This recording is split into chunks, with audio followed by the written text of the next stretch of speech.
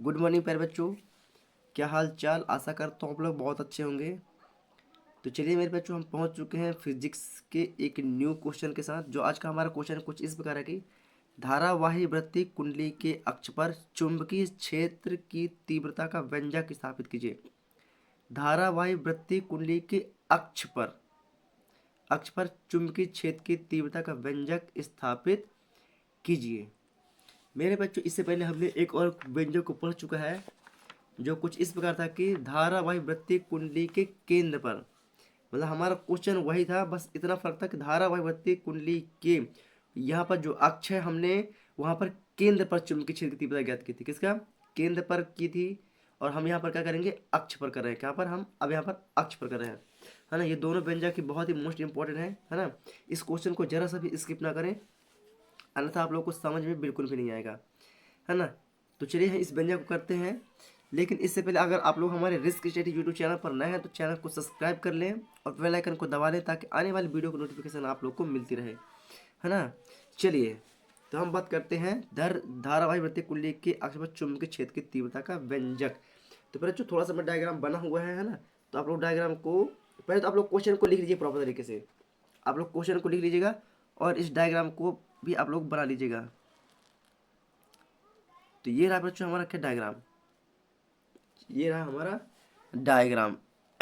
इसका डायग्राम कुछ कुछ इस प्रकार से है ना। तो इसमें क्या है बच्चों, माना कि इसका एक केंद्र बिंदु क्या है? ओ है। जो हमें दिखाई दे रहा है क्या है? ओ है। माना कि केंद्र बिंदु ओ है जिसकी त्रिज्या क्या है? स्मॉल ए है। क्या है? जिसकी त्रिज्या स्मॉल ए है ना, है ना।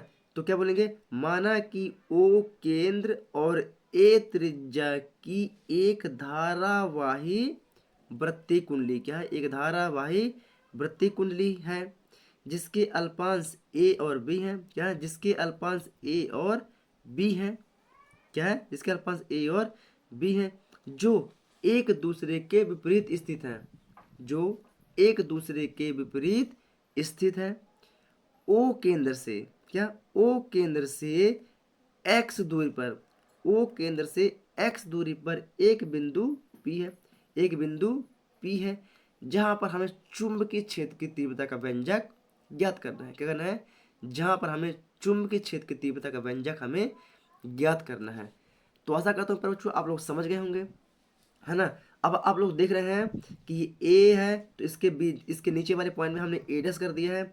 ये बी है तो इसके बी, इसके नीचे हमने बी डस कर दिया है। इसके क्या होता है? इसके अक्ष प्राप्त होते हैं। एक होता है एन वाला और एन का अपोजिट एन डैश होता है ना। और एक अक्ष हमारा होता है साइन थीटा का, जो डी बी साइन थीटा बोलेंगे और इसको n d B cos phi बोलेंगे, है ना। ये इसके विपरीत वाला है ना। तो ये इसका विपरीत भी शो करना पड़ता है। चलिए, तो आप लोग इस डायग्राम को एक बार पुनः देख लीजिएगा, एक बार पुनः रिपीट किए दे रहा हूँ, फिर आप लोग को इसका थ्योरम लिखवाऊंगा, है ना। तो क्या बोलेंगे? माना कि ओ केंद्र और ए त्रिज्या की एक धारावाही वृत्तीय कुंडली है जिसके अल्पांश ए और बी हैं, जो एक दूसरे के विपरीत स्थित है। ओ केंद्र से एक्स दूरी पर, ओ केंद्र से एक्स दूरी पर एक बिंदु पी है जहां पर चुंबकीय क्षेत्र की तीव्रता का व्यंजक हमें ज्ञात करना है। क्या करना है? हमें चुंबकीय क्षेत्र की तीव्रता का व्यंजक ज्ञात करना है। चलिए, जितना मैंने आप लोग को बताया है उसके लिए थोड़ा सा आप लोग लिख लीजिएगा। ये रहा हमारा थ्योरम। चलिए, ये रहा हमारा थ्योरम कि माना कि ओ केंद्र और ए त्रिज्या की एक धारावाही वृत्तीय कुंडली है जिसके अल्पांश ए बी हैं, जो एक दूसरे के विपरीत स्थित है। ओ केंद्र से एक्स दूरी पर एक बिंदु पी है जहां चुंबकीय क्षेत्र की तीव्रता का व्यंजक स्थापित करना है, यह ज्ञात करना है। आप लोग वीडियो को रोक के इतना लिख लीजिएगा, है ना। चलिए, थोड़ा सा मैं डायग्राम को नीचे क्यों करता हूँ। चलिए, हम देख रहे हैं यहाँ पर बच्चों हमारा अल्पांश क्या है? ए और बी है। क्या हमारा कल क्या है? अल्पांश ए और बी है। तो हम क्या लिखेंगे? अल्पांश ए बी कारण, किसके? अल्पांश ए बी के कारण पी बिंदु पर, अल्पांश ए बी के कारण पी बिंदु पर चुंबकीय क्षेत्र की तीव्रता, क्या बोलेंगे? अल्पांश ए बी के कारण पी बिंदु पर चुंबकीय क्षेत्र की तीव्रता। चलिए, यहाँ पर हमारी हेडिंग होगी, क्या होगी? यहाँ पर हमारी हेडिंग होगी बच्चों अल्पांश ए बी कारण, ये अल्पांश हमें दिख रहा है तो हम यहाँ पर बोलेंगे सॉरी आप लोग को दिख नहीं रहा है ना, क्या बोलेंगे,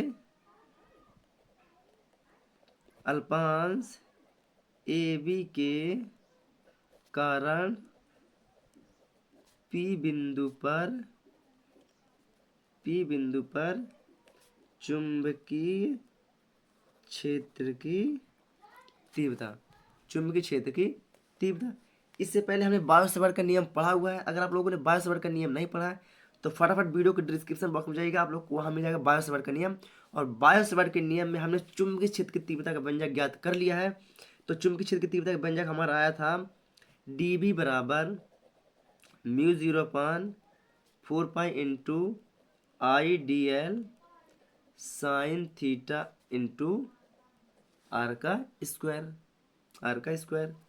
यहाँ पर ये थीटा की बात करते हैं, किसकी, ये थीटा की बात करते हैं। जो नेक्स्ट पॉइंट होगा हमारे यहाँ बता देंगे, यदि थीटा बराबर कितना हो 90 डिग्री हो, जब थीटा बराबर 90 डिग्री हो तो क्या हो जाएगा, थीटा की जगह हम 90 लिख सकते हैं। यस, तो कुछ इस प्रकार से बनेगा हमारा पॉइंट कि dB बराबर μ0/4 इंटू IDL साइन 90/r का स्क्वायर। कोई दिक्कत आप लोग यहाँ तक नहीं। चलिए अब नेक्स्ट पॉइंट पर बात करते हैं। चूंकि का क्या बता देते हैं, चूंकि साइन 90 का मान कितना होता है, 1 होता है कितना होता है बच्चों, साइन 90 का मान होता है 1। तो यहाँ पर हम क्या बता देंगे, dB बराबर μ0/4 इंटू IDL इंटू 1, साइन 90 का मान होता है 1। और यहाँ पर क्या कर देंगे, आर इसका स्क्वायर है तो आर का स्क्वायर। कोई दिक्कत, एक का गुणा आइडियल के साथ करेंगे तो वही प्राप्त होगा। तो dB बराबर μ0/4 इंटू IDL/r का स्क्वायर। कोई दिक्कत नहीं। जिसके दो घटक प्राप्त होते हैं, जिसके दो घटक प्राप्त होते हैं। पहला देख लेते हैं, पहला घटक कौन सा होता है। पहला घटक तो हम देख रहे हैं यहाँ पर dB, क्या देख रहे हैं, dB साइन फाई। आप डायग्राम में देखिए, मेरे पेन को ध्यान दीजिएगा, मेरा पेन किधर है। तो पहला घटक क्या है हमारा, dB साइन फाई। क्या है, dB साइन फाई किधर है, O से P दिशा के अनुदिश बता रहा है। dB साइन फाई O से P दिशा के अनुदिश है। और दूसरा क्या है हमारा, dB कॉस फाई। क्या है, थोड़ा सा मेरे पेन को ध्यान दीजिएगा आप लोग, है ना, मेरा पेन किधर है। दूसरा पॉइंट क्या है, dB कॉस फाई जो PN दिशा के अनुदिश है। कहाँ है, जो PN दिशा के अनुदिश है। आशा करता हूँ आप लोग इसे समझ गए होंगे। तो चलिए हम यहाँ पर लिख देते हैं, जिसके दो घटक प्राप्त होते हैं। पहला घटक क्या बताया हमने पहला घटक बताया आप लोग को dB साइन फाई, सॉरी बराबर नहीं, dB साइन फाई जो किस दिशा में है, जो OP दिशा के अनुदिश है। कहाँ है, OP दिशा के अनुदिश है।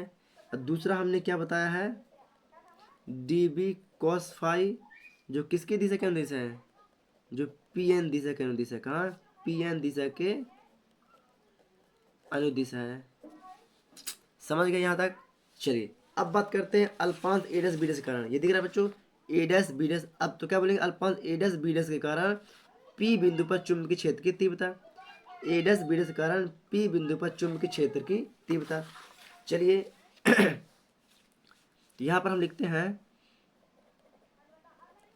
अल्पांश A डैश B डैश के कारण P बिंदु पर चुंबकीय क्षेत्र की तीव्रता। अल्पांश A डैश B डैश के कारण P बिंदु पर चुंबकीय क्षेत्र की तीव्रता। चलिए इससे पहले हमने निकाल चुका है चुंबकीय क्षेत्र की तीव्रता का मान। क्या निकाला हमने, dB बराबर μ0/4 इंटू IDL/r का स्क्वायर, यही निकाला है। तो इसका भी मान क्या आएगा, यही आएगा। इसका भी मान हमारा यही है, क्या आएगा, dB बराबर μ0/4 इंटू IDL/r का स्क्वायर। इसके दो घटक प्राप्त होते हैं। क्या बोलेंगे, जिसके दो घटक प्राप्त होते हैं। पहला कौन सा था, dB sine theta, dB sine phi था, साइन फाई ओपी दिशा के अनुदिश हमें आप लोग को दिखाया है डायग्राम में। दूसरा क्या है हमारा डी वी कॉस फाई बराबर पी एन दिशा के अनुदिश, पी एन दिशा के अनुदिश। समझ गए होंगे यहाँ तक, इस है ना, इतना हमने कर लिया है। अब हमने चुंबकीय क्षेत्र की तीव्रता ए डैश बी डैश ए और बी का निकाल लिया है, तो क्या निकालेंगे, अब निकालेंगे परिणामी चुंबकीय क्षेत्र की तीव्रता। क्या निकालेंगे, परिणामी चुंबकीय क्षेत्र की तीव्रता, परिणामी चुंबकीय क्षेत्र की तीव्रता। परिणामी चुंबकीय क्षेत्र की तीव्रता क्या होती है बच्चों, आप लोग को इसे अपना माइंड में रखना पड़ेगा, है ना। तो परिणामी चुंबकीय क्षेत्र की तीव्रता अपने दिमाग में रहेंगे तो ही आप लोग को समझ में आएगा, ना तो समझ में नहीं आएगा। तो क्या होता है, बी बराबर sigma d V sine five. इसको देते हैं समीकरण नंबर 1। समीकरण नंबर 1 में क्या, समीकरण नंबर 1 में डी वी का मान रखने पर, डी वी का मान रखने पर क्या बोलेंगे, समीकरण 1 में डी वी का मान रखने पर, डी वी का मान रखने पर, चलिए डी वी का मान रख देते हैं। क्या होता है, तो बी बराबर सिग्मा, बी का मान हमने डी बी का मान हमने क्या निकाला, थोड़ा सा आप लोग गौर करिए, ये दिख रहा है, ये दिख रहा है आप लोग को, डी बी बराबर mu 0/4 into I D L upon R का स्क्वायर, इसी को लिखना है। तो क्या लेंगे यहाँ पास, mu 0/4 into I D L R का स्क्वायर इंटू साइन फाइव है, तो साइन फाइव, इसको दे दिए समीकरण नंबर दूसरा। क्या दे दिए, इसको दे दिए समीकरण नंबर दूसरा। यहाँ तक तो हमने ज्ञात कर लिया प्रॉपर तरीके से, है ना। यहाँ पर डी बी का मान रखा गया। अब हमारा क्या बचा, अभी हमारा साइन फाइव बच रहा है, तो अभी हमें साइन फाइव का मान चाहिए, साइन फाइव का मान चाहिए ना। तो कैसे मिलेगा साइन फाइव का मान, अब चलते हैं अपने कोण की ओर। तो हमने इसमें देख रहा था दो कोण बना हुआ है, डायग्राम में आइएगा। पहला हमारा त्रिभुज कोण बन रहा है, हमारा कोण क्या बन रहा है, सी ओ पी, यहाँ ये हमें कोण दिखाई दे रहा है क्या, सी ओ पी कोण फाइव दिख रहा है, ये कोण दिख रहा है आप लोगों को, दिख रहा है ये कोण है। तो पहला कोण क्या है हमारा, सी ओ पी फाइव कोण बन रहा है, तो क्या होगा, साइन फाइव होगा। क्या होगा, साइन साइन दिख रहा है, साइन फाइव दिख रहा है, तो साइन फाइव कोण क्या बन रहा है, ये वाला बन रहा है। तो सी ओ पी से, चलिए तो यहाँ पर हम क्या बोलते बता देते हैं, यहाँ पर हम क्या बोलेंगे, कोण, क्या बोलेंगे, कोण सी ओ पी में साइन फाइव से। चलिए तो साइन फाइव बराबर, मतलब साइन थीटा का मान क्या होता है, लंब बटे कर्ण होता है। क्या होता है, लंब बटे कर्ण, यही होता है कि यस यही होता है। तो आप लोग देखिएगा इसका लंब क्या होगा, इसका लंब ओ और सी लंब है, ये दिख रहा है आप लोगों को लंब, तो ओ और सी लंब होगा और कर्ण सी पी होगा।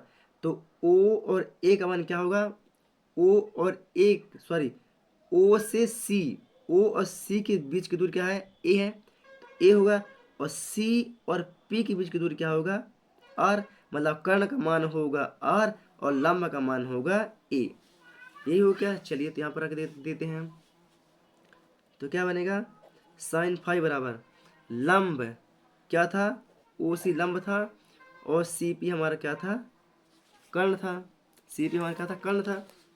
चलिए थोड़ा सा यहाँ पर मैं नया पेज ऐड किए दे रहा हूँ, है ना, इतने में। चलिए अब रख देते हैं इनका मान, क्या रख देते हैं, अब रख देते हैं हम इनका मान। तो ये हो जाएगा साइन फाइव बराबर ओ सी का मान क्या था, ए सी पी कर्ण थी, तो सी पी का मान क्या था हमारा, आर कर्ण था हमारा, आर। आधा का तो आप लोग यहाँ तक समझ चुके होंगे।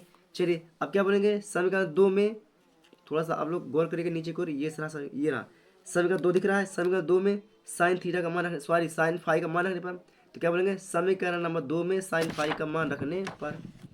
चलिए हम रख दे रहे हैं, है ना, समीकरण 2 में साइन फाइव का मान रखने पर।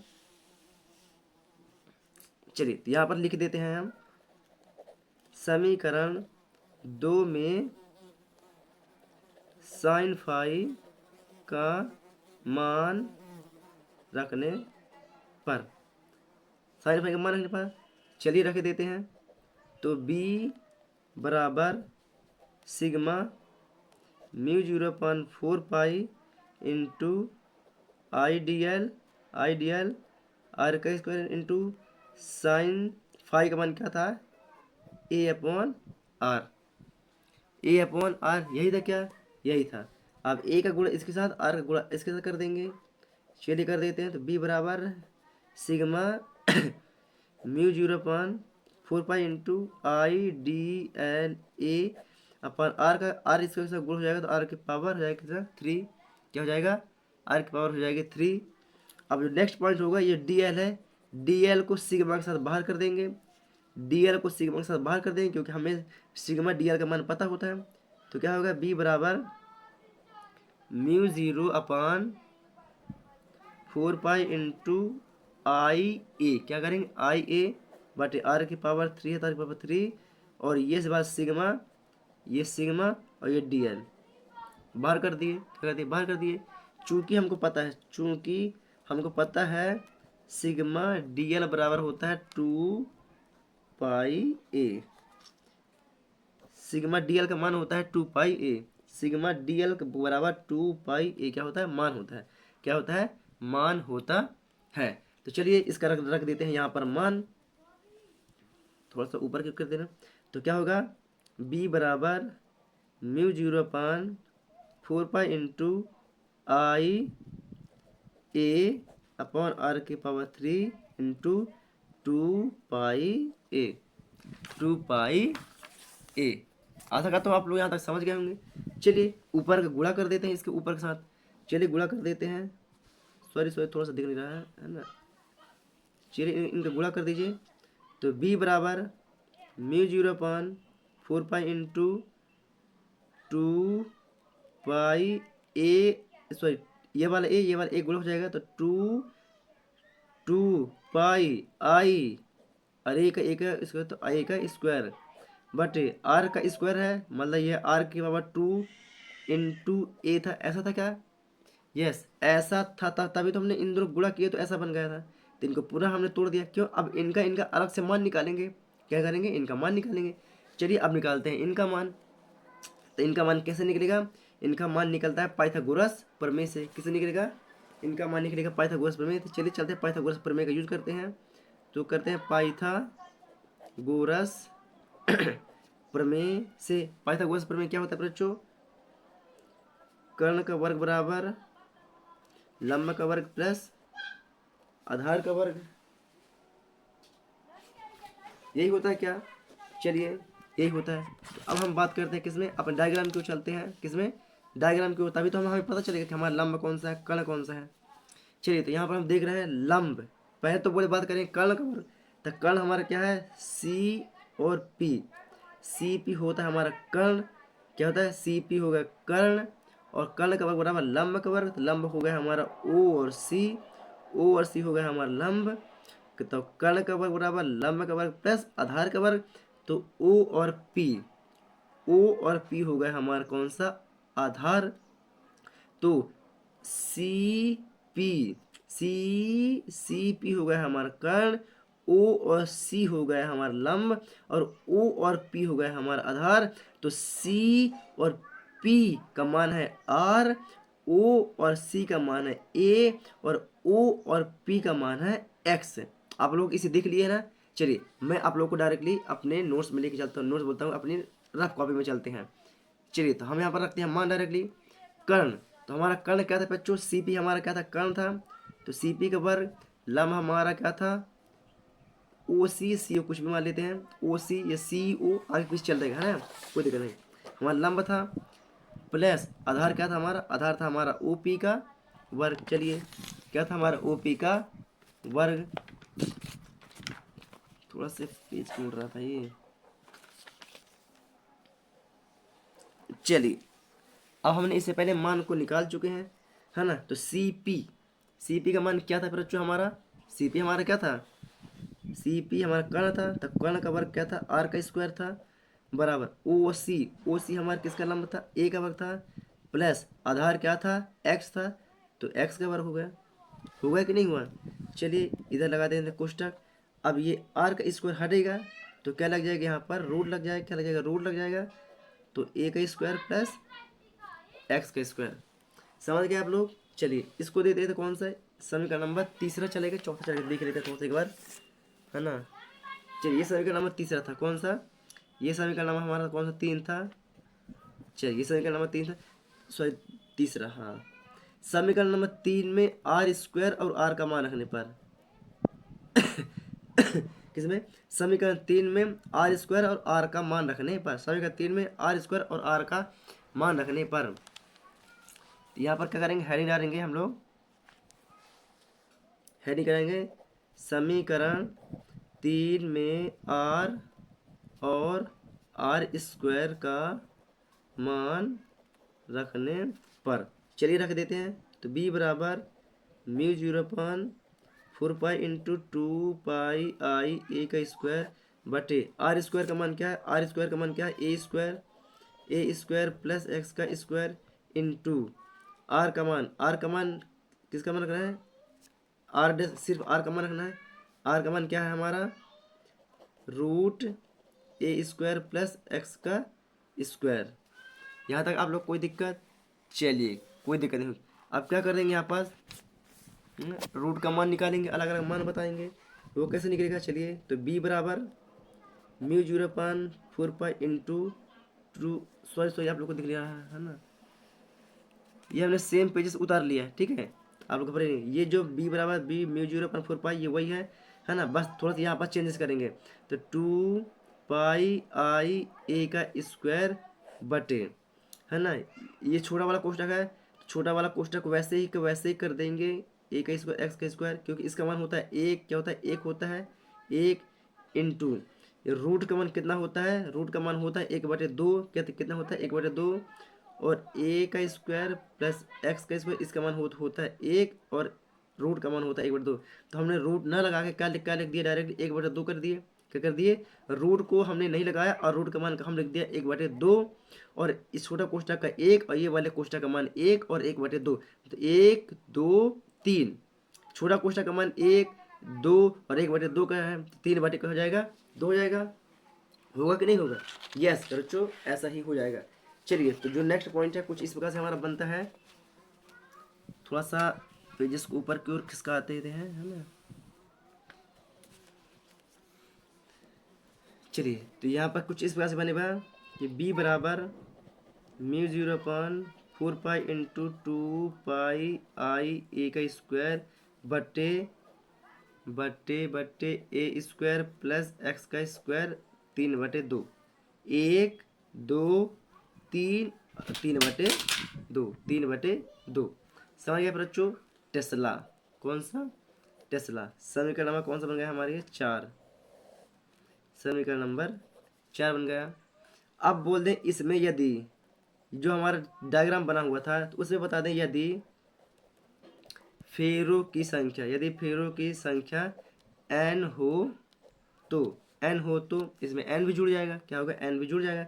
तो क्या होगा, b बराबर mu 0/4 pi into 2 pi i n a square, ये n जुड़ गया है ना, n a square upon A square plus x square 3/2। कोई दिक्कत आप लोग को यहाँ तक, टेस्ला, टेस्ला ये होगा हमारा समीकरण नंबर कौन सा, समीकरण नंबर होगा ये 5, क्या होगा समीकरण 5।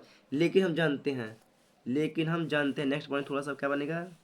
अब हम क्या जानते हैं, हम जानते हैं यहाँ पर देखिए जहाँ मेरा पेन चल रहा है कि म्यू 0 का मान क्या होता है, म्यू 0 का मान क्या होता है, म्यू 0 का मान होता है हमारा 4 पाई इंटू 10⁻⁻7। होता कि नहीं होता है, नहीं होता है, होता है, हमने इसमें पढ़ा हुआ है, आप लोग 22 के नियम में, है ना। तो अगर आप लोगों ने 22 का नियम नहीं पढ़ा है तो आप लोग वहाँ जाकर देख लीजिएगा, आप लोग को ये मान वहाँ से मिल जाएगा। तो यहाँ पर मान रख देते हैं, तो b बराबर म्यू 0 का मान क्या होता है, हमने 4 पाई इंटू 10⁻⁷, तो यहाँ क्या हो जाएगा 4 पाई इंटू 10⁻⁷ बटे 4 पाई 2 पाई i n a का स्क्वायर बटे ए स्क्वायर प्लस एक्स स्क्वायर 3/2। ये वाले 4 पाई से ये वाला 4 पाई कैंसिल हो गया, क्या होगा, कैंसिल हो गया। यहाँ पर क्या बचेगा, b बराबर 10 के बाद -7 into 2 pi i n a का स्क्वायर ए स्क्वायर प्लस एक्स स्क्वायर 3/2। चलिए ये हो गया हमारा कौन सा आंसर, समीकरण नंबर कौन सा हो गया, ये होगा समीकरण नंबर हमारा कौन 6, क्या होगा, ये होगा हमारा समीकरण नंबर 6। यही होगा क्या हमारा आंसर, टेस्ला है ना, इस टेस्ला हमने लिखा है क्या, टेस्ला। समीकरण नंबर 6 यहाँ बता देते हैं, क्या बताएंगे, समीकरण 4 और समीकरण 5 और समीकरण 6 को धारावाही वृत्तीय कुंडली के अक्ष पर चुंबकीय क्षेत्र की तीव्रता का व्यंजक कहते हैं। यही हमारा क्या होगा आंसर, क्या बच्चों, यही होगा हमारा आंसर। चलिए चलते बच्चों हम अपनी नोट्स कॉपी पर। तो आइए हमारी नोट्स कॉपी पर। तो मेरे बच्चों आशा करता हूँ आप लोगों ने बहुत ही बारीकी से डायग्राम को बना लिया है ना। आप लोग डायग्राम को बना चुके हैं। डायग्राम को बनाने के बाद आप लोगों ने इस थ्योरम को भी प्रॉपर तरीके से लिख लिया है। तो आप लोग वीडियो को रोक के इस थ्योरम को भी इतना लिख लीजिएगा, है ना। थ्योरम को आप लोगों ने लिख लिया, नहीं लिखा है तो वीडियो को रोक के एक बार और लिख लीजिएगा। हम चलते हैं अल्पांश एडस बीडस का पी बिंदु पर चुंबकीय क्षेत्र की तीव्रता। चलिए आप लोग वीडियो को रोक के यहाँ तक भी लिख लीजिएगा। चलिए आईडीएल साइन 90 का मान कितना होता है बच्चों, 1 होता है ना। चलिए हम चलते हैं नेक्स्ट पेज पर। तो ये रहा हमारा साइन 90 का मान कितना, 1 होता है जो। चलिए आप लोग वीडियो को रोक के लिख लीजिएगा यहाँ पास, है ना। आप लोग वीडियो को रोक के इतना फटाफट कर लीजिएगा, यहाँ तक लिख लीजिए। चलिए हम चलते हैं आगे की ओर। पी एन साइन थीटा अल्पांश एडस बीडस का। आप लोग वीडियो को रोक के इतना भी लिख लीजिएगा, है ना। चलिए परिणामी चुंबकीय क्षेत्र की तीव्रता। चलिए आप लोग यहाँ तक लिख लीजिए। आप लोग लीजिए, फटाफट करिए बच्चों, वीडियो लंबी ना हो, इसलिए थोड़ा सा मैं फास्ट करने की कोशिश कर रहा हूँ। परिणामी चुंबकीय क्षेत्र की तीव्रता। चलिए साइन 5 समीकरण नंबर 2 तक लिख लीजिए वीडियो को रोक के। चलिए अब चलते हैं नेक्स्ट पेज पर।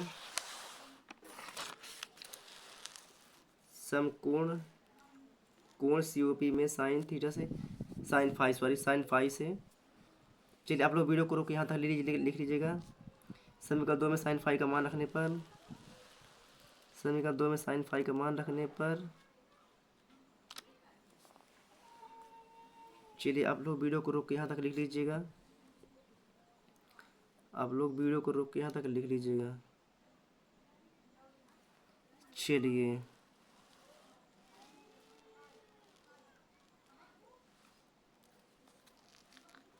चलिए आप लोगों ने यहाँ तक लिख लिया है पाइथागोरस प्रमेय से। चलिए आप लोग वीडियो को रोक के इतना लिख लीजिएगा। मैं थोड़ा सा आगे की ओर बढ़ता हूँ। चलिए ये रहा पाइथागोरस प्रमेय।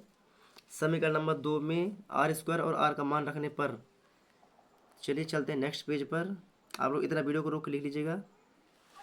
आप लोग वीडियो को रोक के लिखते चलिएगा, या फिर आप लोग फटाफट स्क्रीनशॉट ले लीजिएगा, है ना। फिर आप लोग बाद में भी लिख सकते हैं। चलिए समीकरण 3 में r और r² का मान रखने पर, ये हमने मान रखा और हमने समीकरण नंबर 4 को बना दिया यहाँ तक, है ना। ये हमने इसको बहुत ही प्रॉपर तरीके से आप लोग को समझाया है ना। तो आप लोग को समझ में नहीं आया तो एक बार और वीडियो को रिपीट करके देख लीजिएगा। चलिए फेरों की संख्या n समीकरण नंबर 4 से बिना ऊपर की ओर करेंगे। यदि फेरों की संख्या n हो तो हम 2πi के बाजू में n एक और ऐड कर देते हैं। चलिए μ0/4π × 10⁻⁻7। यहाँ तक आप लोग वीडियो को रोक के लिख लीजिएगा। थोड़ा सा मैं और स्किप करता हूँ। तो ये हमने मान रखा और यहाँ पर हमने बता दिया। चलिए ये रहा हमारा